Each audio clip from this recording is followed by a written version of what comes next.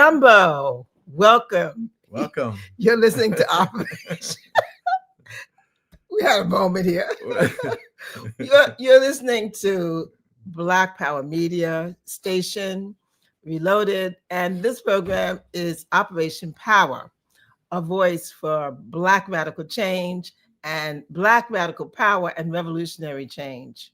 My name is Inez Barron, and I'm joined by my co-host, my husband, the bold, the outspoken, the indomitable, the one and only, the unbought and the unbossed, Charles Barron. And as I say every week, I am humbly honored to be a co-host with this brilliant, what a mind, a brilliant mind, extremely intelligent and stunningly beautiful.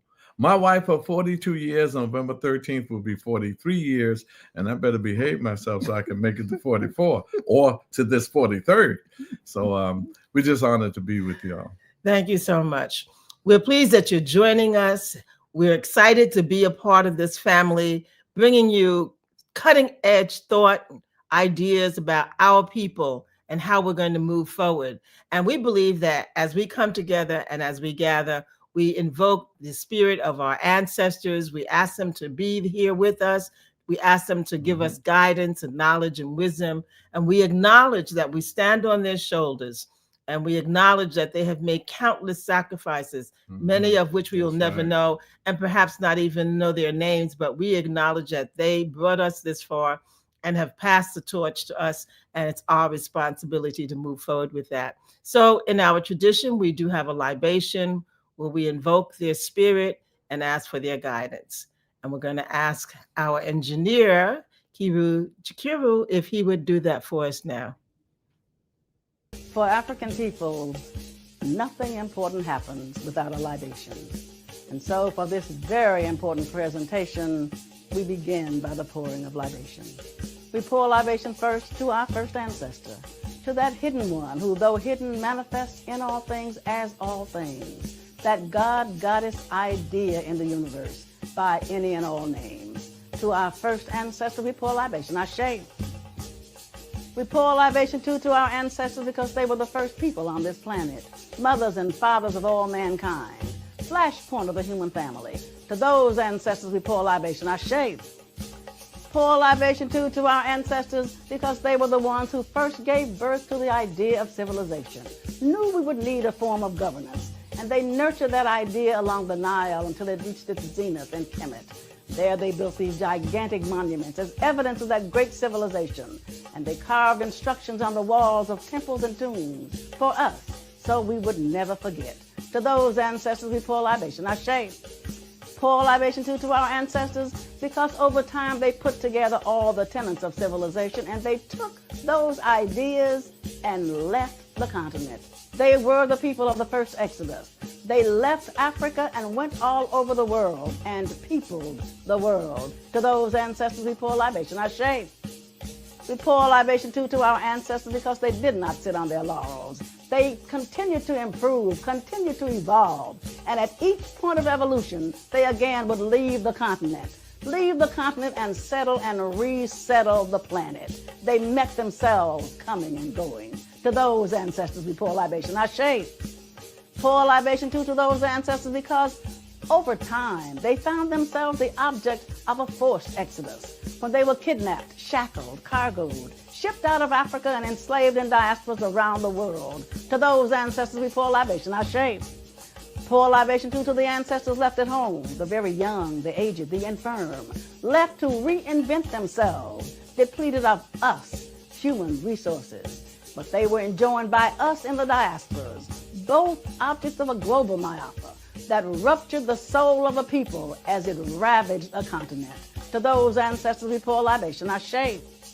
Pour libation too to those ancestors because over time they began to remember who and what they were. Because no matter where they had been dropped off, they still retained bits and pieces of who and what they were. They retained that African core that described them. They began to remember bits and pieces of a song. They began to remember lines from a rhythm. They began to remember dances that they did in ancient times. They began to remember those ancient drum beats that they now beat out on bare skin. And so to those ancestors, we pour libation. I shave. Pour libation too to them because they then began to teach each other. They began to resurrect and reconstruct that history and that culture.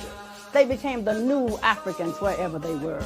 They became the new teachers, preachers, archaeologists, the new singers, dancers, the new drummers, the new Jaliyah. They reconstructed that history and our culture and became new Africans everywhere. So to those ancestors, we pour libation. I shave. Pour libation to those ancestors because they are the ones who pass that information on to us. And so we pour libation to those of you who will watch this presentation, those of you who are the recipients of that pieced together history, of that reconstructed culture. To you, we pour libation. I shave. Pour libation too to our children and those yet to be born, for they are the ones that you must teach. And you can only teach if you know the history. So to you who are learning the history and are passing on that history, and to our children who are learning that history and will pass that history on to all eternity, for they will call your name in all eternity. To our children we pour libation. Ashe, Ashe, Ashe.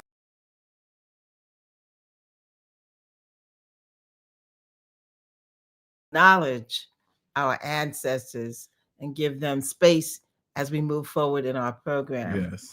Once again, you're listening to Operation Power, a voice for Black radical politics and revolutionary change. And we've got an exciting program. We're calling our program, We're In for the Fight of Our Lives. That's right. A Black radical analysis of the New York City mayoral election. We're in for the fight of our lives. Exciting program. Got some interesting things that we want to bring forward and talk to you about. We are Operation Power. Power stands for people organizing and working for empowerment and respect. And we do have a brief video that we want to share with you just to give you a synopsis of who we are and what we believe.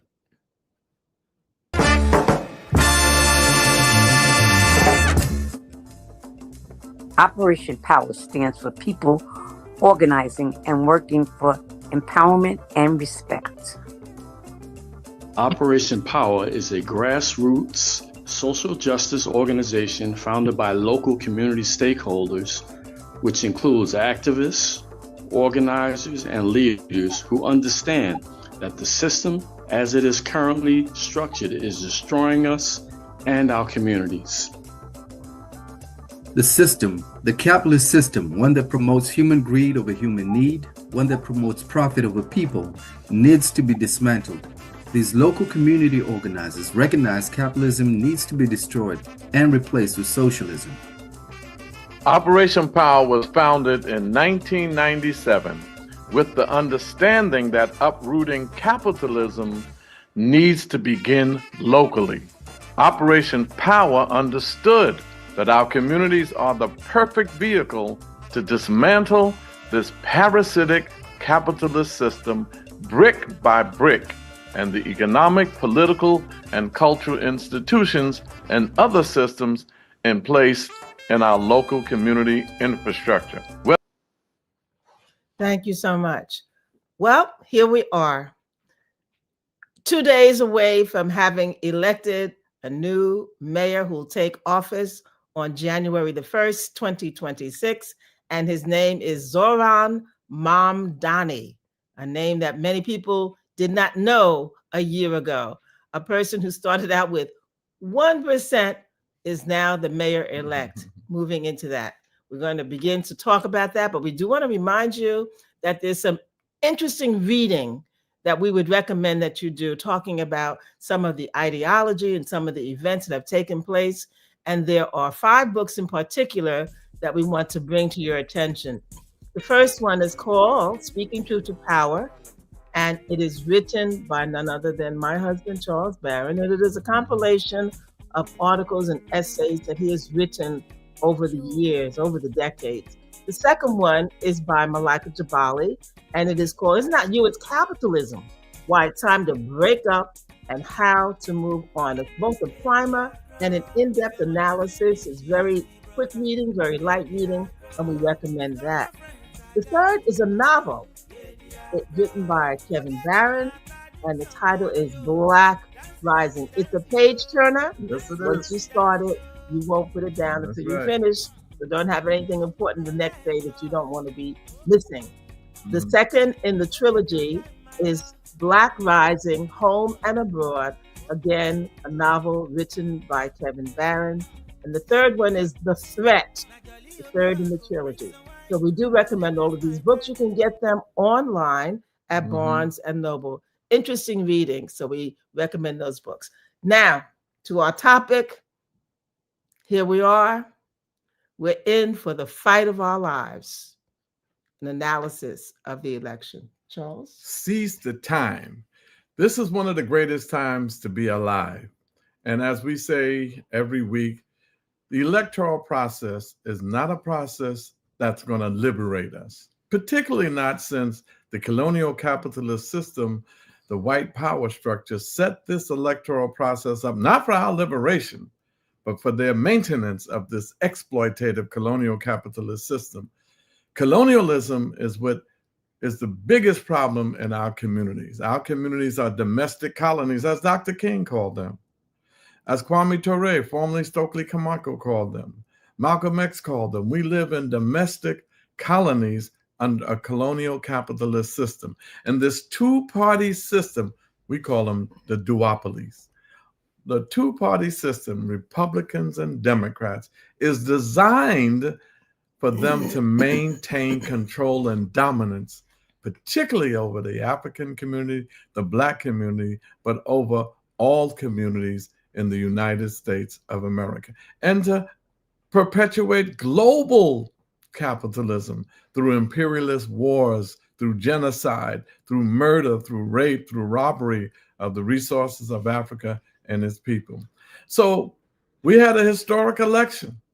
Yes, we did. And the Democrats are proud now. They're saying, wow, there was a blue wave. Remember last time we talked about a red wave. Now it's time for a black wave. What does these blue waves, what does these democratic victories mean for the Black community, for Black people in America's colonial capitalist domestic colonies? Well, first, they had victories, they said, all across the country. In Virginia, they won the governorship. In New Jersey, they won the governorship. In California, they had Proposition 50 that's going to add 5 more seats for the Democrats, because there was a Democratic legislation in California that said we're going to gerrymandering, we're going to change these district lines so we can get more seats. The Republicans had a fit, but the Republicans did the same thing in Texas. We're going to change these lines so we can have more seats and control the House and control the Senate. This is the battle that these two parties go through. So Proposition 50 passed. And then we came to New York, and the race of the day was the New York City mayoral race. Now, New York City is a population of 8.6 million people. New York City has 2 point some odd million Black people and 2 point some odd million Latina people, 1 million Asian people. About over 60% of New York population is Black, Latino, and Asian. Whites are minorities. The city council of New York City is 51, majority Black, Latino, and Asian. And women. Over 30 of the council members are now women. New York City has $115 to $116 billion budget, expense budget. New York City has another $8 billion rainy day budget, unrestricted, that they could use for anything like feeding our people, since Trump is cutting SNAP. And New York State has a budget of $254 billion. and a $15 to $21 billion unrestricted so-called rainy day budget. Is raining every day for Black people that they can use for SNAP, that they can use for DEI programs, but they want you to focus on Trump. So everything is Trump, Trump, Trump, Trump, and left them off the hook. Well, here comes Zoran Mamdani, 1%, Muslim, assembly member, doesn't stand a chance.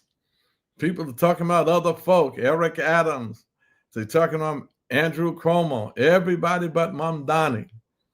But he had a brilliant campaign. He was able to attract a lot of young people, a lot of new voters. He was able to have over 100,000 volunteers, raise millions of dollars, and said he was a democratic socialist, and said he was going to provide free transportation, said he was going to make sure that we have some state-run grocery stores, and said he was also going to have and make sure that we had money for those who needed childcare. These are all of the things he talked about. But what stuck with New Yorkers is he said he's going to make it affordable for them. And he said he will tax the rich. Well, I had the opportunity of serving in the state assembly with Zoran Mamdani. We had a great relationship. Zoran supported reparations. He didn't mention that in his campaign. I found that interesting, but he did support reparations in the state assembly, which, by the way, our bill passed for the first time in the history of New York State. A reparations bill was passed because of us. He supported my fight against the budgets. Too many of these budgets didn't have anything to eradicate poverty or unemployment in our neighborhoods. And so he voted against some of the budget appropriations that I voted against.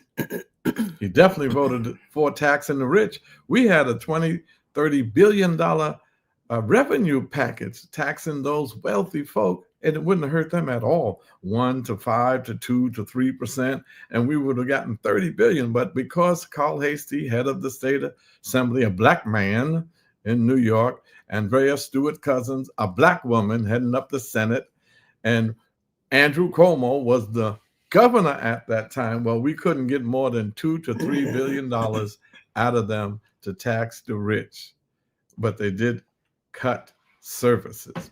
So Zoran was progressive, and his policies are closer to ours than anybody else. So for us in this campaign, there was no option but Zoran. For us in this campaign, Andrew Cuomo was not an option. Andrew Cuomo is corrupt. Andrew Cuomo was charged with sexual harassment of 13 to 14 women. Andrew Cuomo was responsible for sending COVID patients to nursing homes, causing death, and he fudged the numbers. He refused to tax the rich. He refused to pay us our campaign for fiscal equity money, $4.5 billion, that the state said because of your discrimination against Black and brown children in public schools that you owe $4.5. He refused to pay that. He was not an option. Nobody should be voting for him. And I find it very hypocritical that some of these same politicians and some of these same Black clergy that was telling Cuomo to step down wouldn't support Zoran when he stepped up to do what he did miraculously until they felt he was going to win. Then they jumped on board in the general, but not many of them jumped on board in the primary election. And then you had Eric Adams, one of the worst mayors since Rudolph Giuliani. Matter of fact, he brought back Giuliani's racist street crime unit, stop and frisk. He was against letting our youth out of Rikers Island who for non-violent minor offenses, no bail, released on their own recognizance. That was a problem. I can sit here for the rest of this program and talk about the horrible things he did. And then he was indicted for some corrupt stuff. So he dropped out. We felt he should have never dropped in. That's how bad he was.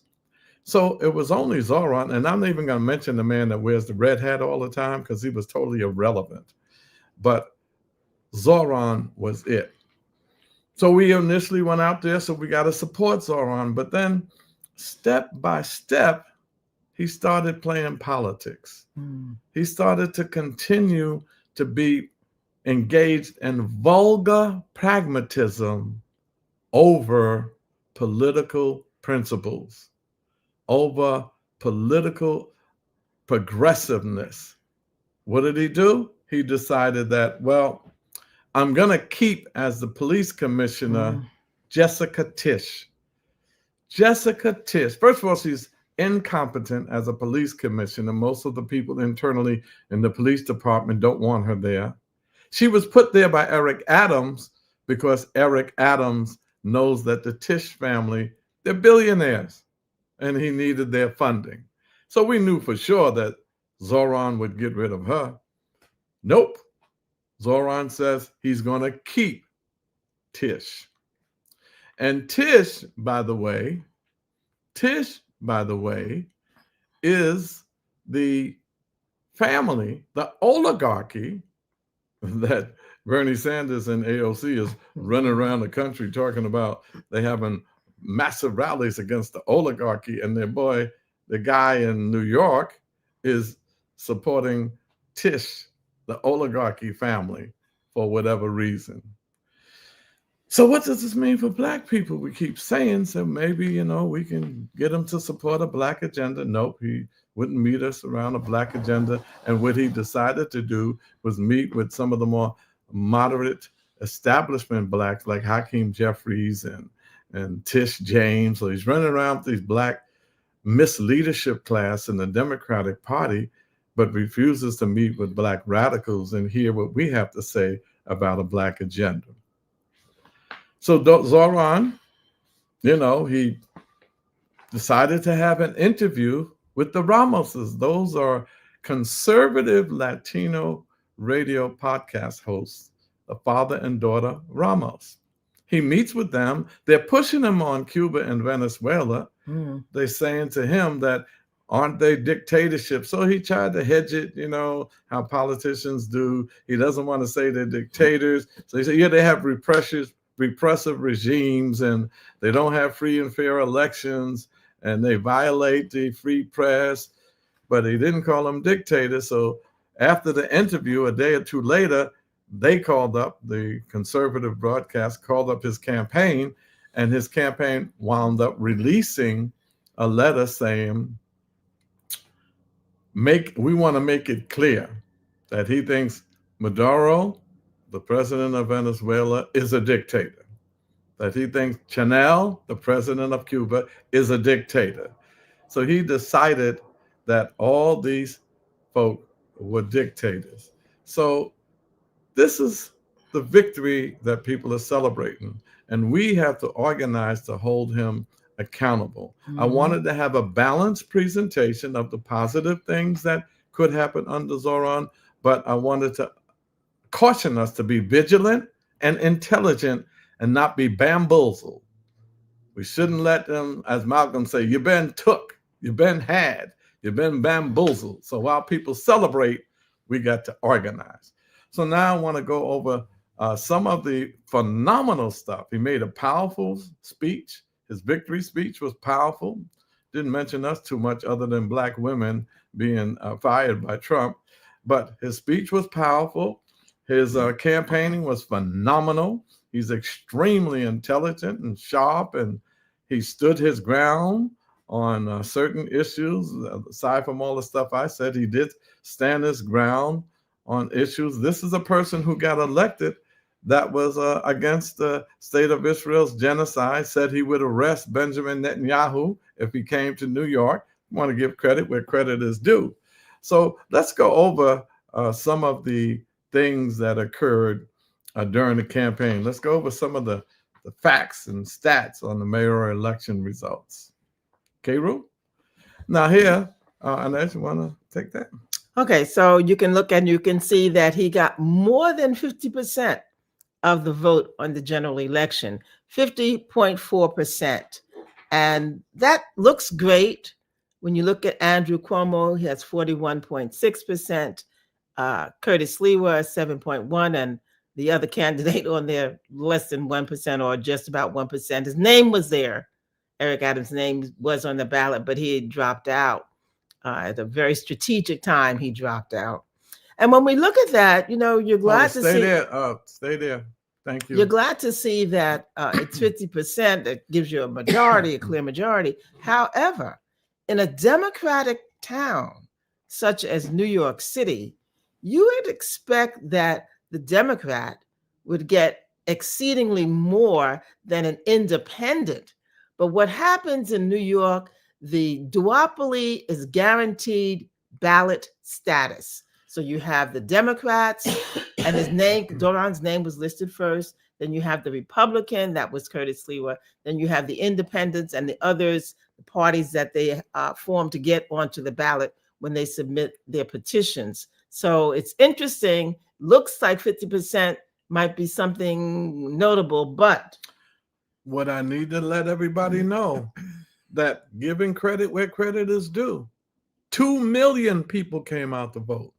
Zoran inspired young people to vote, as we will see in a minute. Zoran inspired people who never voted before, new voters, to come out and vote. And that 50% represents Zoran getting 1 million votes. But to show you how our people are sometimes, that even though he was the Democratic Party candidate, Chuck Schumer, the state senator, never endorsed him. Didn't get permission from the Jewish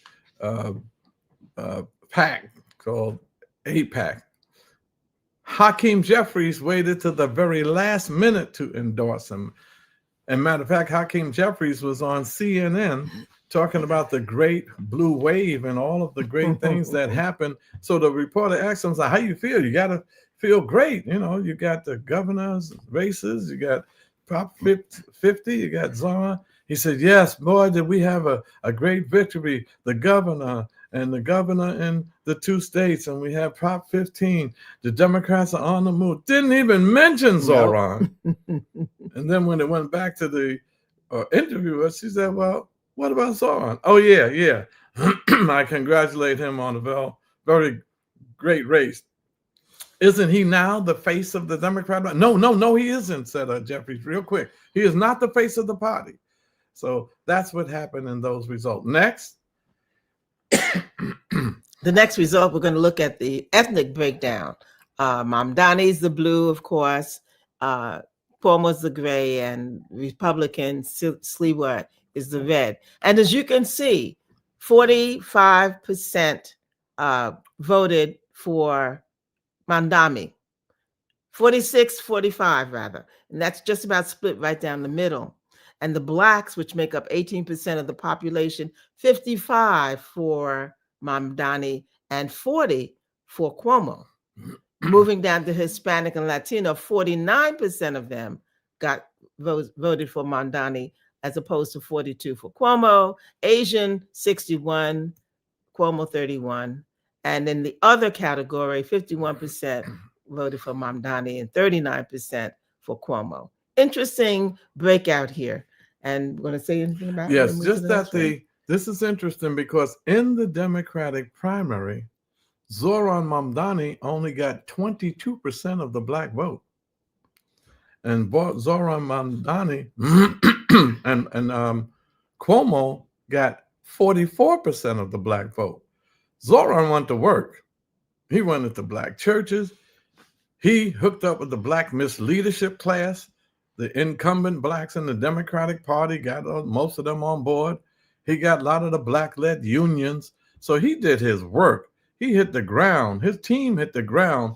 And that's why in the general election, the black vote increased for him. But it's also because, unfortunately, black people blindly vote Democratic.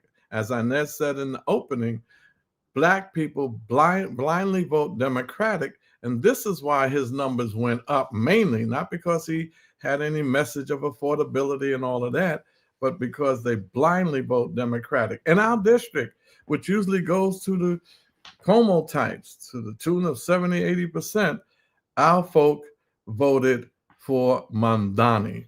So just wanted to give you a little piece of that. Next. We're going to look also now at the age in the mayoral race. The young population, 18 to 29, outstandingly, overwhelmingly, 78% went with Mamdani, as opposed to 18 for Cuomo. Looking at the 30 to 44, 66% went with Mamdani, as opposed to 28 for Cuomo. 45 to 64, 43 with Mamdani, opposed to 47 for Cuomo. And 65 and older, 36 Mamdani and 55 for Cuomo, which says that he energized the young people. As Charles said, a lot of new voters came out. People who had been registered and never bothered to come out voted also. So that population of younger generation is attracted to him. He's young himself, 34 years old, young, and at 34, 36, and he's appealing to that generation. He's excited them, and they came out. And as Charles said, he had 100,000 volunteers who came out and worked ceaselessly without pay to get their candidate elected. Well, volunteer. Oh, yeah, right. True. And he raised the maximum amount of money. He had millions of dollars. Next. So I think we're going to have his speech. We're going to look at, we're going to do the speech now. You're going to have that a part of that. So, hold it 1 second. Hold it right there. Just put it on stop for a minute. This is his victory speech. Hold it 1 second. This is his victory speech the night of the election. And it was a powerful speech, but we were basically left out of it only to say that hundreds of thousands of Black women were fired. But yes, this was his victory speech, portions of it.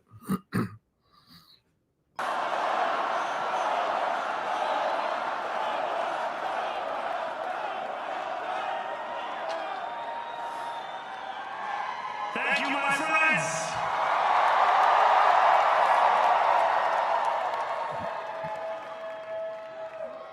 The sun may have set over our city this evening, but as Eugene Debs once said, I can see the dawn of a better day for humanity. Now, Eugene Debs, just to let you know, was the leader and founder of the Socialist Workers' Party, I think around the turn of the century. He ran for president about 6 times. They arrested him. I think he spent about 10 years in prison. And he was also racist, along with many of the rest of the Socialist Workers' Party folk, because they didn't want to deal with the race issue at all. And many of our leaders who were with the Communist Workers' Party and the Socialist Workers' Party left those parties. People like Paul Robeson, people like Queen Mother Audley Moore, Hubert Harrison. These were some of the great African leaders, Black radicals who left those parties. So that's the Eugene Debs. I give him credit, even though Eugene in the party was racist, but at least he's putting it in their face now. That's right. I'm a socialist. I'm a quote, a socialist. Go ahead.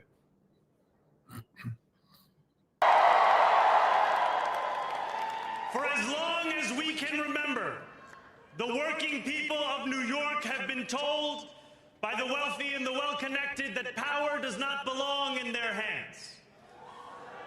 Fingers bruised from lifting boxes on the warehouse floor, palms calloused from delivery bike handlebars, knuckles scarred with kitchen burns.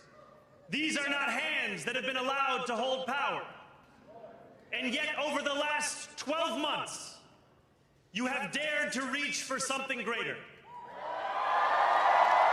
All right, we can end it there. So now, here we are. He's been elected. It's governing time.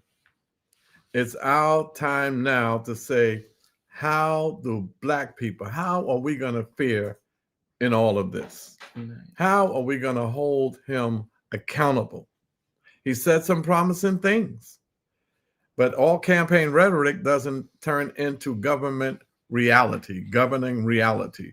It is now upon us, not only in New York, but across this nation, to build an independent Black movement that's going to be able to raise millions of dollars, that's going to be able to have thousands of volunteers, that's going to be able to win city council seats, state assembly seats, that will be able to hold him accountable, not without empty threats, but with real power over the legislative process.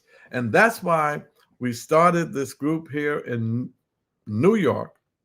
We have the Black Solidarity Coalition. It is one of the most promising things we've gotten involved in a long time. And it came in around this electoral process. So now the Black Solidarity Coalition have organizations. I'm only going to name some of them. I'll probably leave some out, but they'll understand. I'm just trying to make a point of unity. We have our organization, the Operation Power. We have the great December 12th movement, who's facilitating a lot of this. We have Marcus Garvey's organization, the UNIA, Universal Negro Improvement Association. We have CEMOTEP with Dr. James McIntosh. We have the Uhuru movement and Yeshitela's group and the African People's Socialist Party. We have some clergy that's involved. We have about 4 or 5 dynamic young groups. Kwame Ture's group, formerly known as Stokely Carmichael, is involved. So we have all of these. Hood Therapy. This brother, Gregory X, is incredible. We have Hood Therapy. And Malcolm X grassroots movement joined us and said they're going to work with us, even though they were with Mom Donnie and celebrating his birthday. We're all right with that, because people got to do what they got to do. We're not all of the same ideology or the same purpose. Same purpose, but we have different ideologies and strategies and tactics, but we are united. We had a phenomenal Black Solidarity Day. We will always be eternally grateful for Dr. Carlos Russell, who said, hey, we need to have a day of absence after reading Douglas Turner Ward's play. So Black Solidarity Day, we came together. Over 200 of us said we're going to focus on 4 main things. 1, housing. We're going to define affordability, not just let Zoran and them say, I'm going to make New York affordable. Define that bad boy. Affordable for who? And what does affordable mean for Black people? Then we're going to focus on incarceration, our brothers and sisters that are incarcerated. You know, the 13th Amendment abolished slavery, except as a punishment for crime. And they built the prison industrial complex to help capitalism profit. We're going to focus on deed theft. That's very happening in our community. We're also going to focus on jobs for our youth. We're going to focus on ICE, dealing with ICE that's kidnapping our people off the streets. So now our strategy and tactic is going to be, all right, Zoran, you said all of that stuff. We gave you our positive analysis of you, our critical concerns that you're moving more toward neoliberalism and dealing with Blacks in misleadership class as opposed to Blacks, radicals and progressive, sharp people. That's all right. But now it's holding him accountable. So Inez, you can show some of the footage or the stills of Black Solidarity Day at the church. Black Solidarity Day. It was held on that Sunday, and it was held at Bethany Baptist Church, one of the landmark churches in terms of the struggle. And as you can see, the Malcolm X group, you can see December 12th Brothers, that's what their shirt is. And the original Black Solidarity Day was started by Dr. Carlos Russell. And the slogan was no work, no school, no shopping. And that was the intent. It started in 1969, and that was the objective. We have some more slides that we want to quickly show you, the folks that were gathered there. So that's the Nation of Islam. Yes. Up front, they had the FOI there, and their leader there, Minister Henry Muhammad. Of course, Inez and I are behind them. We had some of our youth. We go to the next slide. Some of our youth were on the other side, and this was December 12th movement. Look at the church. It was packed. And that's Brother Omawale Clay, who's the chair of the December 12th movement. We packed that church out, and people committed to our coalition. Next. This is the December 12th movement, and brothers organizing and making plans, and our sisters were there strong as well. So we had a phenomenal gathering for Black Solidarity Day. And we're going to use this time to really organize in our communities. So that's the Black Solidarity Day. That's the Black Coalition, Black Solidarity Coalition. We're going to build that. What do we say? 2.2 million of us in New York? Mm-hmm. Come on now. We only need 100,000. You know, Jesus took 12 and changed the world. We could take 50,000 and change New York. So we're going to work hard on building that. We also had another powerful gathering with the National Black Radical Political Convention. It was the convention of the newly formed in the last 4 years National Black Radical Political Congress. So when we have the Congress working along with the Black Solidarity Coalition, and look, this is what we had in Philadelphia. We had that. Which one is this? Is this? Yes. Oh, right. That's in Philadelphia. You see Mike Africa and others of a panel where they were talking about fascism, defining fascism, because fascism is one of the tentacles of colonialism. Racism is one of the tentacles of colonialism. So this dynamic panel here did a great job in defining fascism, and all of them represent organizations that are fighting against fascism. Next. This was historic. The brother sitting down holding up a poster is Muhammad Ahmed, and he was more popularly known as Max Stanford, and he was the leader of the Revolutionary Action Movement. That was around when it was Panthers, revolution was in the air. There was so many groups that he is a iconic figure that not too many people know about. And Max Stanford and RAM, the Revolutionary Action Movement. Behind him is Sister Pam Africa of On the Move organization. Y'all remember Move when Wilson No Good, the black mayor, dropped a bomb on the Move organization and killed 11 of the people, including children, and flames lit up a whole block, a whole row of houses. For what? Because they were naturalists, because they were revolutionaries and said they were against the system. And then next to Pam Africa is Brother Khalid Rahim. He is the co-chair of our organization, the National Black Radical Political Congress. And Khalid, he has his independent African party in New African People's Independent Party in Pittsburgh. The first forum we had was in Pittsburgh with him 4 years ago. And we had, good turnout of people. About 10 states were represented. The second forum we had was in Maryland, same kind of turnout. Then we did it online, had a little more people. And then our peak was this year in Philadelphia, where we had over 100 people and over 12 states represented. And this organization says if you're anti-capitalist, if you're anti-imperialist wars, if you're for reparations, if you're for free and political prisoners, if you're for organizing for power to get Black radicals elected to city councils across the country, come join us. So when we combine this organization with the Black Radical or the Black Solidarity Coalition in New York, we're going to have a powerful, powerful convention next year in New York City. We're going to host the National Black Radical Political Convention. Inez? Right. The convention was really very powerful, very powerful. And there were a number of workshops in the plenary session. And one of the ones that touched me most was the one where there were the children of political prisoners and prisoners of war.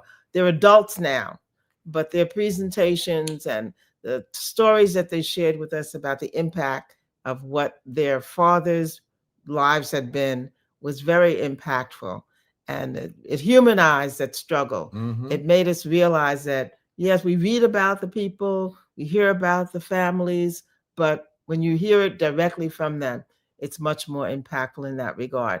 And again, as Charles said, I was very much impressed by the young folks that were there representing their organizations from across the country, and how informed they are, how committed they are, how sacrificial they are, and how intelligent they are, and the work that they are committing to do. So our young people are on the move, and they're taking over these organizations, expressing themselves. They were there again at the pre-Black Solidarity Day program, and a beautiful young sister as well with her talented singing. And her name is Sister London. Beautiful. Wow. Rise up, take my people with me. That's That's the concept and the understanding that they have. It's not just the individuals, but they, as they come into their own consciousness, are bringing others along with them. There's a whole youth movement. And D12, December 12th, is one of those organizations also that's giving them that leadership role, giving them those opportunities to express themselves. And they are stepping up. They're stepping up and doing a great job in that regard. And we honor our political prisoners all the time. Sundiata Acoli, Jalil Montecalm, Herman Bell, and some that are not with us, now. We honor them as well. And Russell Schultz, his family was there. His children were there. Sadiq, who's still incarcerated, we got to get him out. His daughter was there. So it's just a powerful movement going on. And I got to say this, I really appreciate Sister Betty Davis. Sister Betty Davis shows up to all of our activities. She was in Philadelphia. She's with this coalition as well, our Brooklyn or New York Coalition, Solidarity Coalition. So her work has been phenomenal. And this is one of the greatest times to be alive. When we connect all that we just said with the Sahel Revolution in Africa, with the BRICS group rising up, saying they're cutting the umbilical cords of the IMF, International Monetary Fund, and the World Bank, and all of these independent movements challenging global capitalism. And we're challenging domestic capitalism and colonialism. Our victory is soon to come. Inez? We're so pleased that you're joining us again. If you have some comments that you want to put into the chat, we'd love to hear your comments. And we want to refer you to the website for the Black Radical Congress. It's NBRPC, National Black Radical Political Convention or Congress.org. And you can see what it is that they're doing. You can see if your organization would be interested in becoming a part of one of those organizations. So it's there for you to look at, do the work, do the research, reach out to them, and find out how you can become involved with them. And we are also inviting you to stay tuned so that you can hear about the meetings that are coming up from the Black Solidarity Coalition, which is based in Brooklyn, New York. But we're talking about a concept that we want to replicate across the country. We're talking about organize. Organize what? Organize for local political power, to have an agenda that's going to hold those that are elected responsible to responding to what our agenda is, and not being always in a reactionary position for us as Blacks to say, oh, this has happened, now we want you to know. We want to be proactive. We want to outline what it is that our interests are, our critical issues, and get a program that you are going to incorporate and fund and support in your policies as an elected official, be it a council member, an assembly member, or mayor, or any of the other elected officials, and have that response. It's so important that you realize we can't be reactionary, and we can't just wait for things to happen.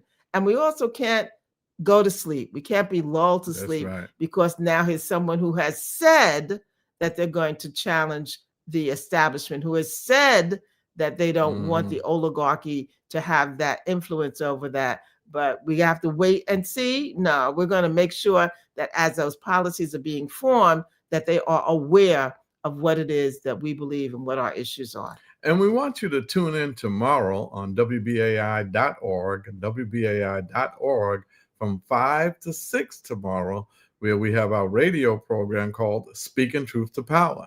And tomorrow we'll be interviewing some of the youth that were a part of our movement, some of the youth that were a part of the Black Solidarity Coalition, and get their perspective on this election, get their perspective on why they are members of this newly formed organization and what they hope we can do with it. So, this is a great time to be alive. Revolution is in the air. Don't be overly Trumperized, and so that you don't forget that it's time to organize. Organize. We should do that over and over. Say that word 1,000 times. Organize. And we want to run people for office.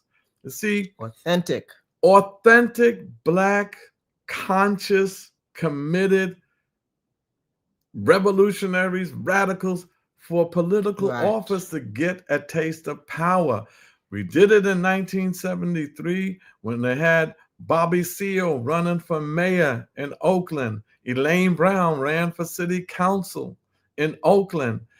Fidel Castro ran for the state legislature in Cuba, but Batista canceled the election, so they had to go into the hills. He should have left the election going, because they went into the hills and got engaged in guerrilla warfare. All of the revolutionary movements in the world deal with state power. They deal in that electoral arena.